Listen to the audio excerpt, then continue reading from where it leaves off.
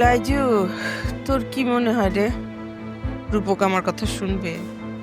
শুনবো না মানে ফুপু 100 বার শুনুন, আপনি টেনশন করেন না তো।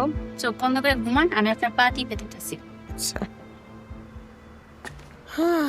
মা, ডাক্তার রিপোর্টে কোনো প্রবলেম পেলো না, খালি বলে তোমার একটু হাই প্রেশার, সো আজকে একটু অবজারভেশনে রাখবে। প্রেশার হাই হবে না? প্রেশার তো হাই হবে। তোর যখন ছেলেপুলে হবে তখন বুঝবি। সে যখন এসে তোকে বলবে যে সে একটা ডিভোর্সি মেয়ের সাথে সম্পর্ক করছে, তখন তুই আমার কষ্টটা বুঝবি। মা, আমরা এগুলো নিয়ে পরে কথা বলি, তুমি একটু রেস্ট নাও এখন। রেস্ট নিব? তোর বাবা যখন মারা গেল, তোকে আমি কত কষ্ট করে বড় করলাম, কখনো কখনো কোনো রকম অভাব বুঝতে দেই নাই। বল কথাগুলো ভুল?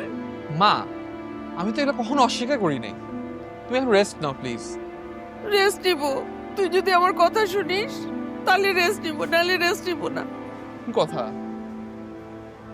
ওই মেয়ে যে নাকি নিজের সংসার টিকাতে পারে নাই, তাকে আমি আমার সংসারে বউ হিসাবে মেনে নিতে পারবো না। আমি আমি লিনার সাথে কথা বলেছি। বাবা, তুই লিনাকে বিয়ে কর, আমি মরার আগে তোর বিয়েটা দেখে যেতে চাই।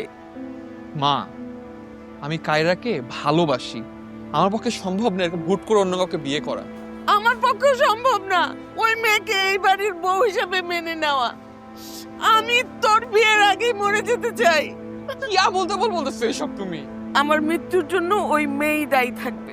মাছি, কি লিটারালি ব্ল্যাকমেল করছো তুমি আমাকে? তো যা ইচ্ছা তুই তাই ভাব। আই, আমার জানি কেমন লাগছে, আমার জানি কেমন লাগছে।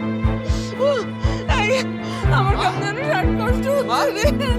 আমি নার্সিং যাচ্ছি, আমি নার্সিং যাচ্ছি। যা।